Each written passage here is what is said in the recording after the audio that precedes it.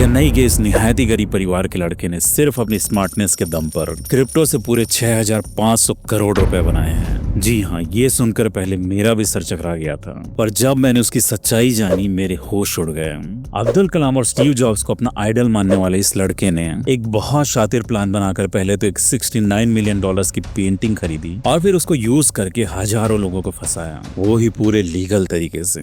In fact उसने खुद के क्रिप्टो एक्सचेंजेस और क्रिप्टो कॉइन्स तक बना डाले हैं और पूरी दुनिया को अपने इशारों पर नचाया। उसकी रोमांचक कहानी सुनकर आप हैरान रह जाओगे। साथ ही आपको ये भी समझ आएगा कि आखिर क्रिप्टोस की इस मिस्टीरियस दुनिया का असली सच क्या है और कैसे लोगों की इनसिक्योरिटीज को भुनाकर अरबों रुपए बनाए जा सकते हैं। और इन सब की शुरुआत होती है एक ऑक्शन से। जी हाँ, 11 मार्च 2021 को पूरी दुनिया के 2 करोड़ से ज्यादा लोग क्रिस्टीज नाम की एक ऑक्शन वेबसाइट पर लॉग इन करते हैं एक बहुत ही एक्साइटिंग ऑक्शन को देखने के लिए। बीपल नाम के एक आर्टिस्ट ने पिछले 13 सालों से लगातार बिना गैप किए हर दिन एक नई पेंटिंग बनाई थी और उन सब का कोलाज बनाकर एक फाइनल आर्ट वर्क तैयार किया था जिसका नाम था एवरीडे द फर्स्ट 5000 डेज। पर ये कोई नॉर्मल आर्ट वर्क नहीं बल्कि एक डिजिटल आर्ट वर्क था जिसको खरीदने वाले को कोई बड़ी सी पेंटिंग नहीं मिलती बल्कि सिर्फ एक लिंक मिलने वाला था जिसे पूरी दुनिया में कोई भी ओपन कर सकता था। उसके बावजूद लोग पागलों की तरफ बोली लगाए जा रहे थे। शुरुआत $1 मिलियन से होती है जो कि 2, 10, 15, 20 होते होते $25 मिलियन तक पहुंच जाती है। फिर भी लोग रुकने का नाम तक नहीं लेते हैं। आखिर के 2 मिनट्स बचे हुए होते हैं कि तभी एक बड़े फर्म का रिप्रेजेंटेटिव पूरे 50 मिलियन की बोली लगाता है। पूरी दुनिया के लोग हैरत में आ जाते हैं। सबको लगता है कि इससे ज्यादा बोली तो अब नहीं लगेगी। इनफैक्ट ये भी अपने आप में बहुत ज्यादा है। एक कोलाज के लिए $50 million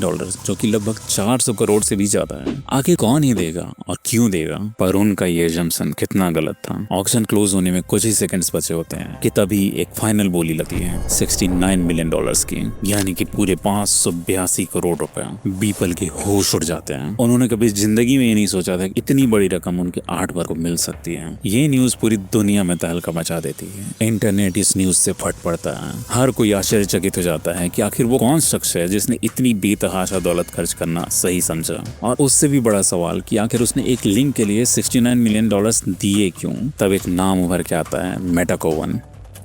Metakovan. Metakovan. Metakovan. Metakovan. Metakovan.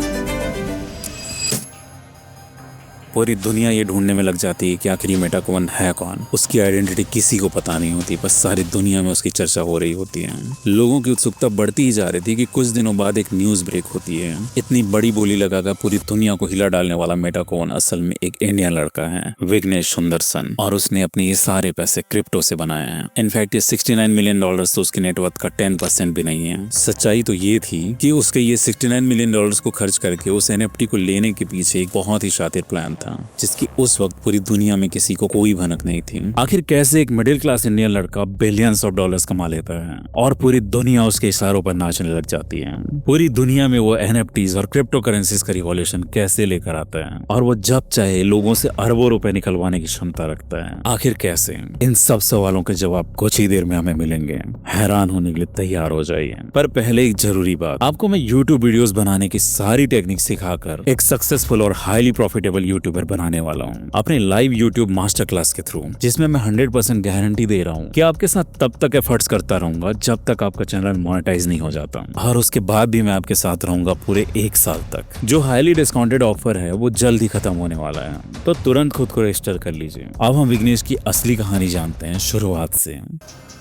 1988 में चेन्नई की एक मिडिल क्लास फैमिली में एक लड़का पैदा होता है, विघ्नेश। इंडिया के हर मिडिल क्लास पिता की तरह उसके फादर भी उससे यही उम्मीद रखते हैं कि वो खूब पढ़े लिखे और बड़ा होकर उनकी तरह ही इंजीनियर बने, पर उसकी तकदीर में तो कुछ और ही लिखा था। विघ्नेश हाई स्कूल में कोडिंग करना सीखता है, पर आम बच्चों की तरह वो सिर्फ थ्योरी और स्कूल प्रोजेक्ट तक ही सीमित नहीं रहता। उसके अंदर उसी टाइम से पैसा कमाने की चाह होती है और इसीलिए वो US की कंपनीज को कॉन्टेक्ट करता है और उनके लिए वेबसाइट्स बनाने लग जाता है। हर वेबसाइट के लिए उसे $20 मिलते थे, जो कि उस जमाने में एक बहुत बड़ी रकम हुआ करती थी। उसकी सोच उस समय से ही एक एंटरप्रेन्योर की तरह थी। वो उन पैसों को यूं ही खर्च करने की बजाय उनसे अपने लिए कंप्यूटर पार्ट्स और कोर्सेज खरीदने लग जाता है, जिससे वो और भी अच्छे वेबसाइट्स डेवलप करके और भी ज्यादा पैसे कमा सके। स्टीव जॉब्स और अब्दुल कलाम, ये 2 लोग उसके आइडियल थे। वो आगे चलकर इन्हीं की तरफ बनना चाहता था, स्पेशली अब्दुल कलाम, जो कि एक गरीब तमिल परिवार में पैदा होकर इतने बड़े साइंटिस्ट बने थे। इस बात से उसे बड़ी इंस्पिरेशन मिला करती थी। 2010 में वो अपनी इंजीनियरिंग की पढ़ाई कंप्लीट करके चेन्नई वापस आता है और एक कोडर की जॉब करने लग जाता है। 2 साल बाद वो एक ऐसा कोड लिख रहा था जिससे बैंक्स के बीच पैसों का ट्रांसफर ऑटोमेट हो जाए। और जब वो इस प्रोजेक्ट के लिए रिसर्च कर रहा होता है तब उसे एक नई चीज पता चलती है, बिटकॉइन। और यहाँ से उसकी दुनिया ही बदल जाती है। ये वो जमाना था जब बिटकॉइन का कंसेप्ट नया नया ही आया था। इनफैक्ट उस टाइम पर एक कॉइन की कीमत हुआ करती थी $10, जो कि आज $80,000 से ज्यादा है। इंटेलिजेंट तो वो था ही,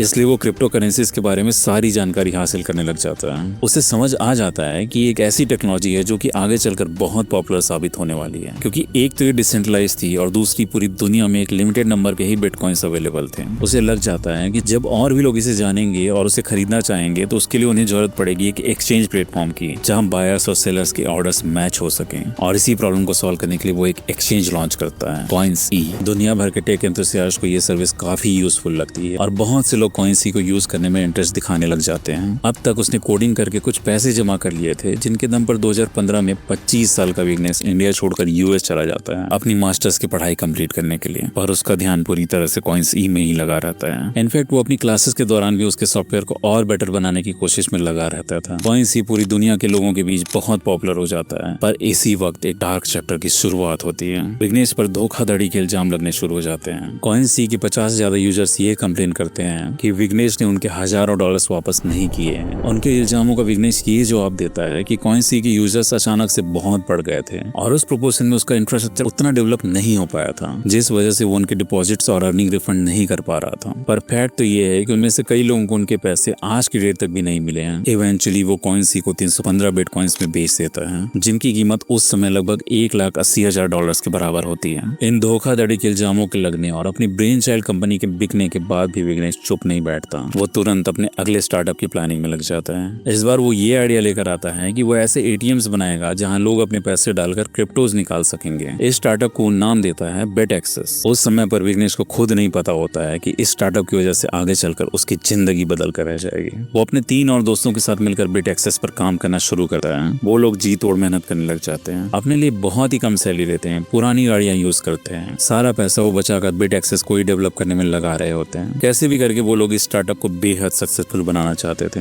पर इधर विघ्नेश के दिमाग में तो कुछ और ही प्लानिंग चल रही थी। BetAccess के लिए जब कस्टमर्स ढूंढने की शुरुआत होती है तो विघ्नेश की मुलाकात एंथोनी डिलोरियो नाम के एक शख्स से होती है, जो विघ्नेश को बताता है कि वो एक नई क्रिप्टो करेंसी लॉन्च करने वाला है, इथेरियम। और स्टॉक्स के IPO की तरह वो इसके लिए भी ICO लॉन्च करना चाहता था, इनिशियल कॉइन्स ऑफरिंग। यानी कि जो अर्ली इन्वेस्टर्स इसमें पैसा लगाएंगे उनको काफी कम कीमत पर ये ईथर कॉइन्स मिलेंगे। विघ्नेश को उसकी बातों में दम लगता है और वो उसके ICO को अपने ऐप BetAccess में रखने के साथ ही साथ खुद भी पूरे 20,000 ईथर कॉइन्स खरीद लेता है। उस समय विघ्नेश ने इन 20,000 कॉइन्स के लिए सिर्फ $6,000 खर्च किए थे। आज की डेट में उसके इस इन्वेस्टमेंट की कीमत है $65 मिलियन, यानी कि लगभग 550 करोड़ रुपए। उस टाइम पर $0.3 में मिल रहा है इथेरियम, आज $3,000 से ज्यादा का हो गया है। इस अर्ली इन्वेस्टमेंट की वजह से ही विघ्नेश बीपल के आर्ट वर्क को पूरे $69 मिलियन में खरीद पाया। पर उसे खरीदने के पीछे उसका एक खास मकसद था, जिसे हम कुछ ही देर में समझेंगे। पर उसके पहले विघ्नेश पर एक और स्कैम के इल्जाम लगने लग जाते हैं।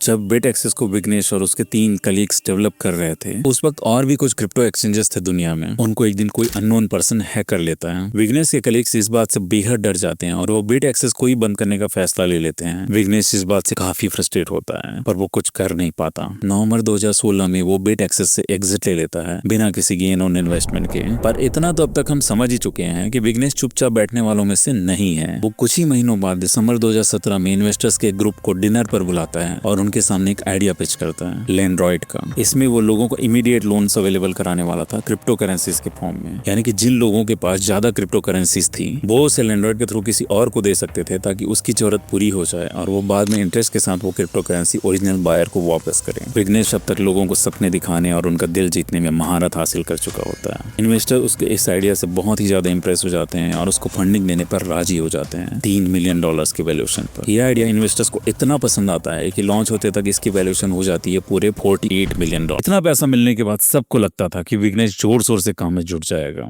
और लैंड्रॉइड एक मैसिव सक्सेस साबित होगा, पर ऐसा होता नहीं है। विघ्नेश कई महीनों तक लैंड्रॉइड पर कोई काम नहीं करता। वो इन्वेस्टर्स के कॉल का भी जवाब देना बंद कर देता है, यहाँ तक कि कई इन्वेस्टर्स फ्रस्ट्रेटेड होकर क्विट कर देते हैं। उसके इस केयरलेस एटीट्यूड से हर कोई परेशान था, पर विघ्नेश को कोई फर्क नहीं पड़ रहा था, क्योंकि उसे अब तक इन फेल्ड वेंचर से ही सही पर काफी पैसे मिल चुके थे और उसके पास शुरुआत में लिए हुए इथेरियम कॉइन्स भी थे। इन सब की वजह से उसकी नेटवर्थ ऑलरेडी कई 100 मिलियन से ज्यादा हो चुकी थी। अब वो अपना अल्टीमेट प्लान एग्जीक्यूट करना शुरू करता है। वो प्लान जिसे देखकर आप कंफ्यूज हो जाओगे कि विघ्नेश एक हाईली इंटेलिजेंट बिजनेसमैन है या फिर एक बहुत शातिर कॉन मैन। उसको ये समझ आ गया था कि दूसरों के कॉइन्स पर बहुत खेल लिए, अब समय है खुद के कॉइन्स बनाने का और पूरे खेल को अपनी मुट्ठी में करने का। सबसे पहले उसने अपना एक ऑनलाइन नाम रखा, मेटाकोवन। इसमें से जो मेटा पार्ट था वो मेटावर्स से इंस्पायर्ड था, एक वर्चुअल दुनिया जहाँ वर्चुअल कॉइन्स चलेंगे, वर्चुअल जमीनें खरीदी जाएंगी, वर्चुअल आर्ट वर्क्स एग्जिबिट किए जाएंगे। और कोवन का मतलब उसके नेटिव लैंग्वेज तमिल में होता है किंग, यानी कि विघ्नेश ने इस नाम के थ्रू अपने आप को मेटावर्स का किंग घोषित कर दिया था और वैसा वो बन भी चाहता है। दिसंबर 2020 में विघ्नेश $2.2 मिलियन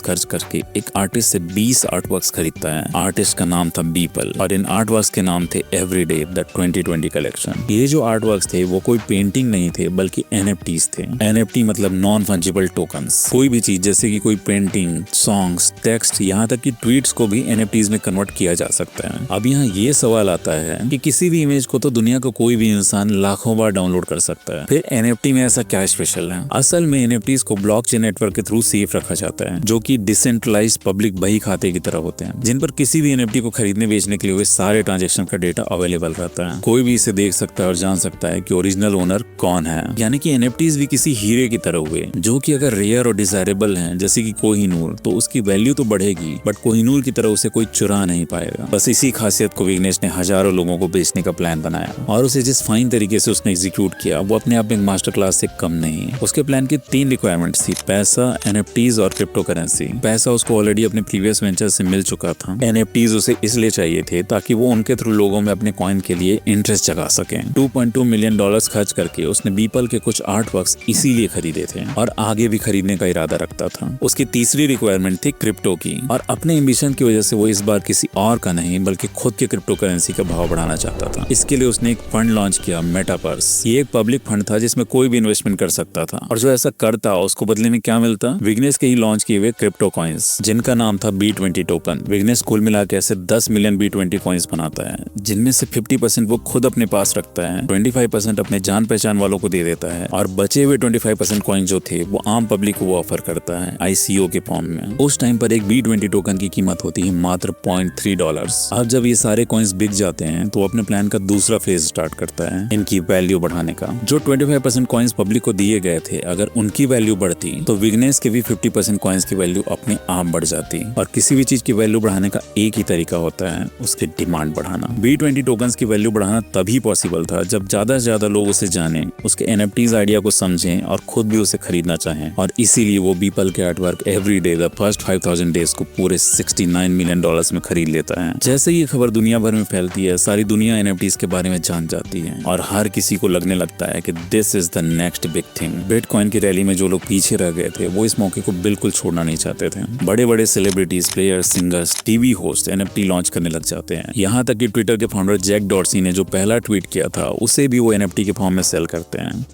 सब कुछ वैसा ही होता है जैसा विघ्नेश ने प्लान किया था और इन सब से सबसे ज्यादा कमाई भी वही करता है। होता ये है कि जैसे ही क्रिस्टीज में बीपल के artwork everyday the first 5000 days की ऑक्शन स्टार्ट होती है, B20 टोकन्स की भी वैल्यू बढ़ने लग जाती है। और 11 मार्च 2021 ऑक्शन के आखिरी दिन जब विघ्नेश $69 मिलियन की बोली लगाता है, तब B20 की वैल्यू अपने $0.3 के ओरिजिनल प्राइस से पूरे 76 गुना बढ़कर $23 तक पहुंच जाती है। और यही विघ्नेश का मास्टर स्ट्रोक होता है। लॉन्च के 2 महीनों के अंदर ही उसके B20 कॉइन्स में 75-100% की बढ़त हुई थी। ऐसी ग्रोथ आज तक और कहीं नहीं देखी गई थी। पूरी दुनिया उसे द क्रिप्टो बिलियनर के नाम से बुलाने लग जाती है। पर उस पर लगे स्कैम्स के इल्जाम का क्या? उसने जो इतने सारे वेंचर स्टार्ट किए थे, सब में कुछ न कुछ अनरिजॉल्व कंप्लेंट्स थे। इनफैक्ट जब लोगों को ये पता चलता है कि मेटावर्स, जिसका यूज करके विघ्नेश ने बीपल के आर्टवर्क को $69 मिलियन में खरीदा था, उसमें खुद बीपल की भी 2% भागीदारी थी। यानी कि ऑक्शन की वजह से B20 टोकन की जो एक्सपोनेंशियल राइज थी, उसमें बीपल को भी बहुत फायदा हुआ था। और कहीं ये सब आपस में मिलकर एक बहुत बड़ा पंप एंड डंप स्कीम तो नहीं चला रहे थे। देखिए, B20 के प्राइस तो उस दिन के बाद से लगातार गिर ही रहे हैं और आज की डेट में एक बिल्कुल ही नेग्लिजिबल वैल्यू $0.07 तक पहुंच गई है। हजारों लोगों को मिलियंस ऑफ डॉलर्स का नुकसान हुआ है। पर विघ्नेश ने जो भी किया उसे टेक्निकल तौर पर इलीगल नहीं माना गया। कभी उस पर कोई क्रिमिनल केस नहीं लगाया गया। इनफैक्ट कई लोगों को ये उम्मीद है कि वो आगे चलकर कोई बड़ा काम करने वाला है और हो सकता है कि B20 के प्राइसेस फिर से बढ़ जाएं। और यही है क्रिप्टो की दुनिया का काला सच। एक और तो ये बहुत ही प्रॉमिसिंग टेक्नोलॉजी है जिसके वाकई में कई बहुत अच्छे यूज केसेस हैं। वहीं दूसरी तरफ ये वो दुनिया दुनिया है जहां लोगों की आइडेंटिटी तक रिवील नहीं होती और बिलियंस ऑफ डॉलर्स इधर से उधर हो जाते हैं। ऐसे में कौन कब एक मास्टर प्लान एग्जीक्यूट कर दे और क्रिप्टो, एनएफटी, ब्लॉकचेन, डेफी या मेटावर्स जैसी किसी नई चीज के हाइप का बबल बनाकर आपकी गाढ़ी कमाई लूट ले जाए, कहा नहीं जा सकता। क्योंकि सही और गलत के बीच की जो थिन लाइन है वो इस वर्चुअल वर्ल्ड में बिल्कुल नॉन एग्जिस्टेंट है। And I am pretty sure the next bubble is just around the corner, because one thing about history is always certain, it repeats itself. Hope कि आपको ये case study पसंद आई होगी। आपके क्या व्यूज हैं इस पूरे मामले में कमेंट्स में जरूर बताना। Thank you.